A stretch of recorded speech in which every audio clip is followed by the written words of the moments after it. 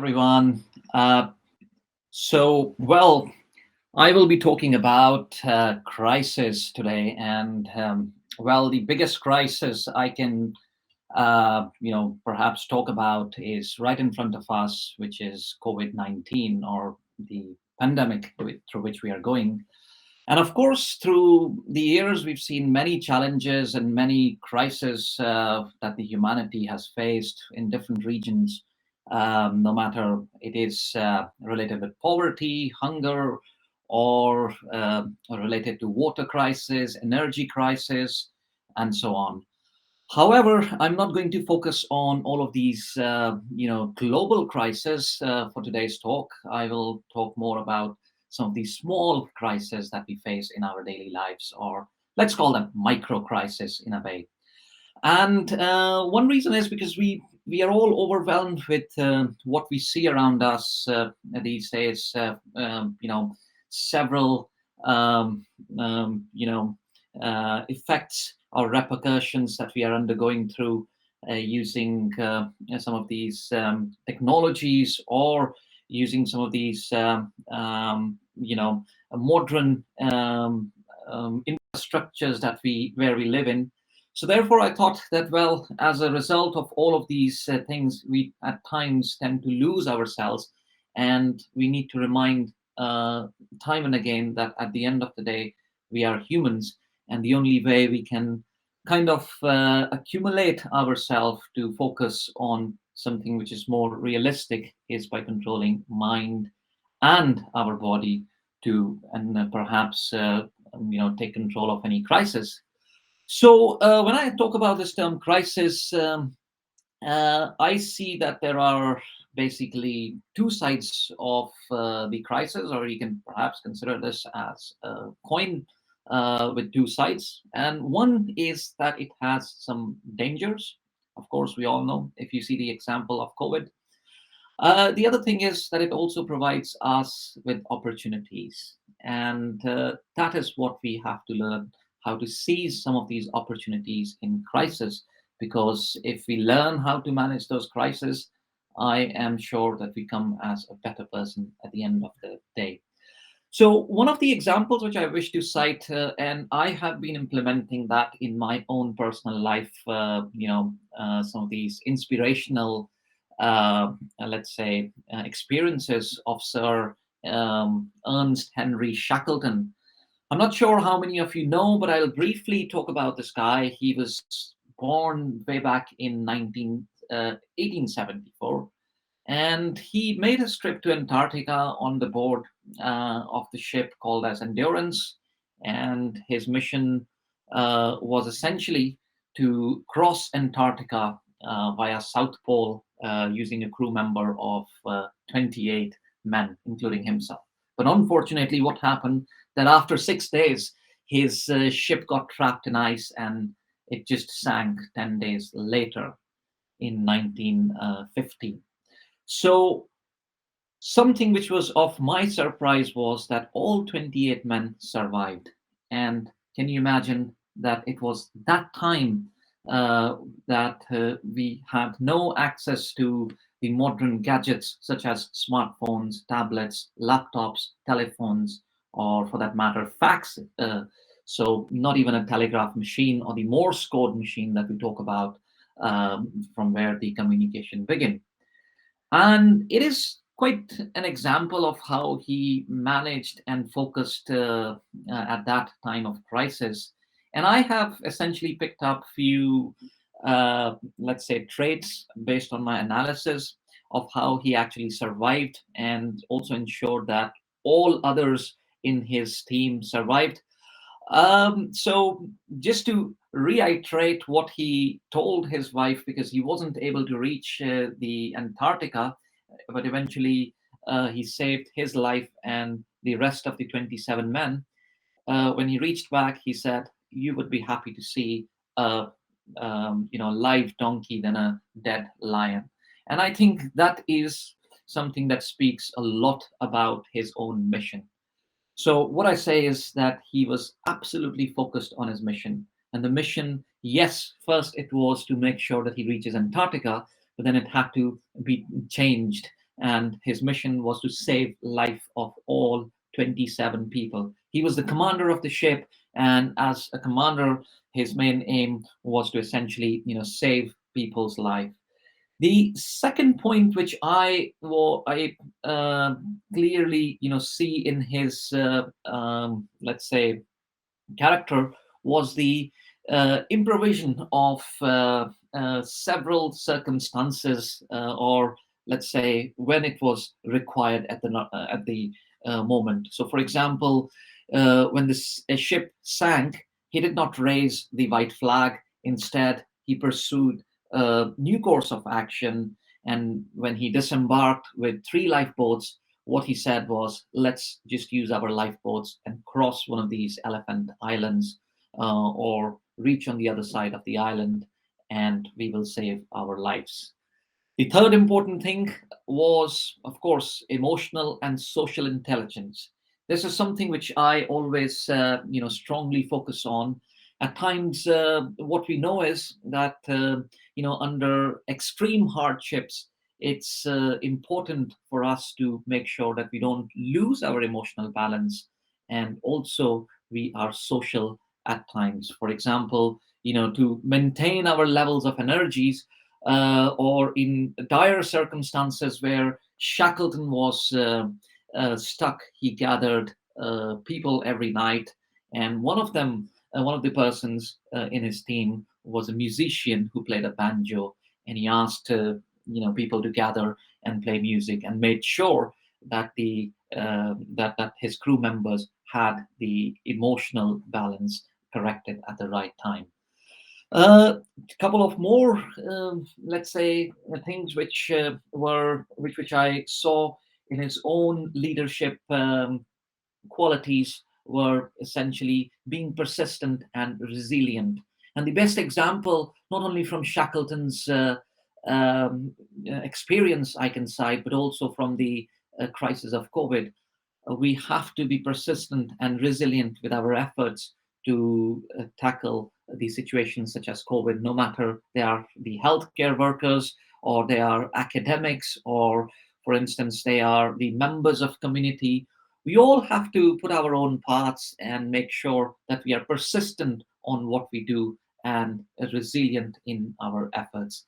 And in the end, I would say that we have to manage all of these with minute details. I also cite one of these, one of my own experiences, because I know the audience here is essentially students from IEEE community. And being myself an electronic engineer, I would like to cite one of these crises which I was facing long back ago when I was a student. So, just to share with you that I was an international student in Taiwan long back in 2010, and I faced the crisis of my life at that age, when you expect to learn more, and you are curious to know about various new cultures, and learn something which will eventually give you a job of your dreams. But what really happened with me was, I arrived in Taiwan very happily, with full enthusiasm that, okay, now it's the time for me to take up, higher education degree. But as I landed, I had no idea where I was going. No language, communication skills I had no idea that what I was going to eat was really not in the not what I was regularly eating. To be precise, I was vegetarian.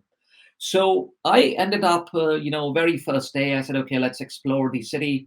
I went out, and I, ended up in Taipei city, and I had to return to a place called as, Chongli.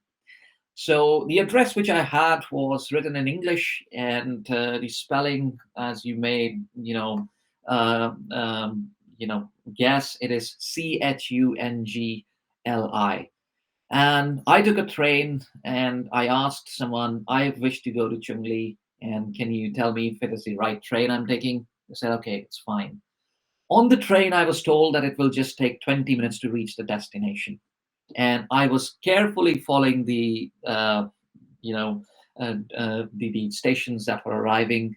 And to my surprise, what appeared on the train was Zhongli. It was Zhongli. So for my convenience, I thought that, well, it's a different place. It has to be a different place. Chungli and Zhongli are two different words. No problem. Okay, I crossed the station. I traveled for half an hour, and then I thought, oh well, I've really missed the station. I got down at the station, and I asked the master of that station that, well, I was supposed to go to this place called as Chungli. He said, oh well, you've passed the station.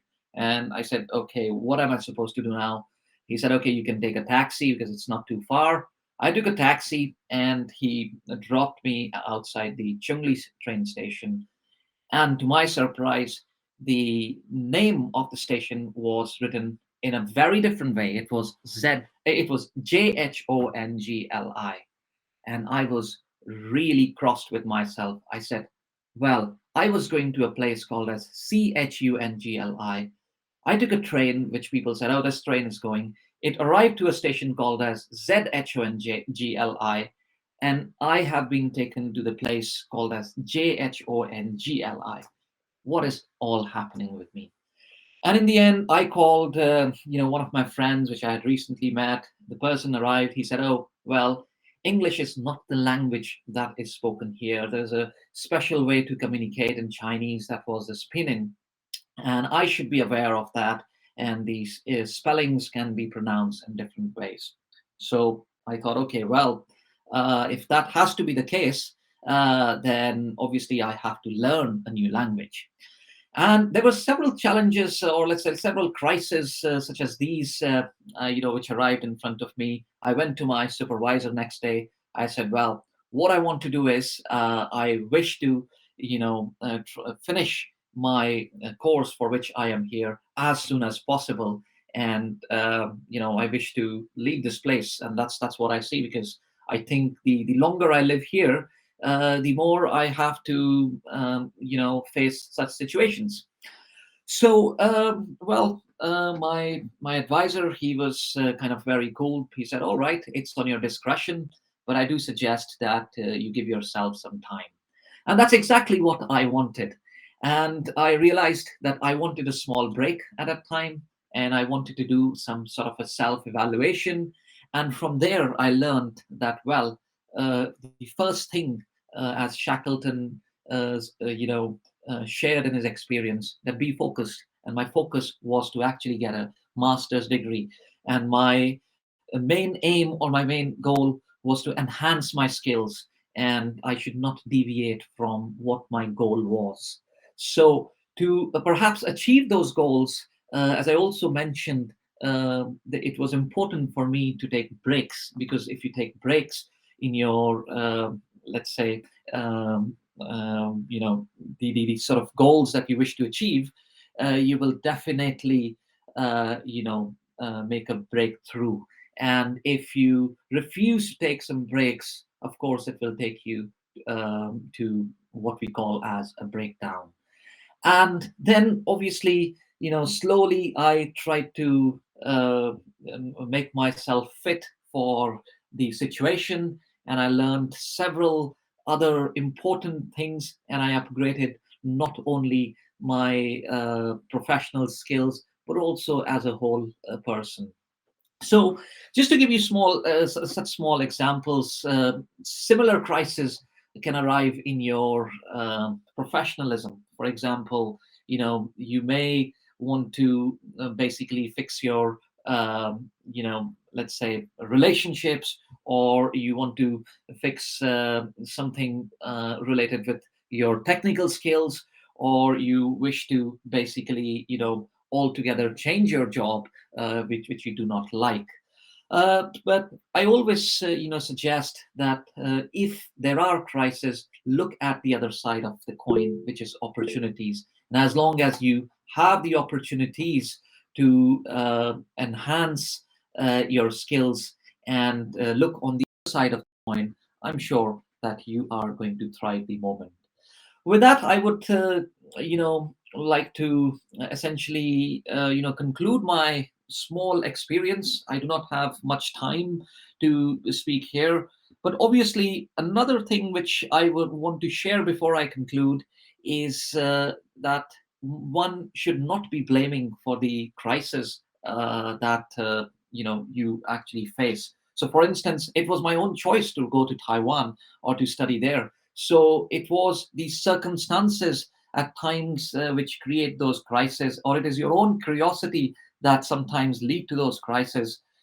So in those circumstances, it's absolutely important to be focused and to see the other side of the crisis, as I said, not the danger, but the opportunities. And I know that at times, as we say, that we are a backbencher in our emotions, and that is because we at times refuse to confront what we should actually confront as far as our weaknesses are concerned, and as a result, the opportunities lose. It's a very good saying that time and tide waits for none. So it's also important to act quickly on those crisis, on the opportunities which the crisis present. Otherwise, the danger will engulf us. With that, thank you very much.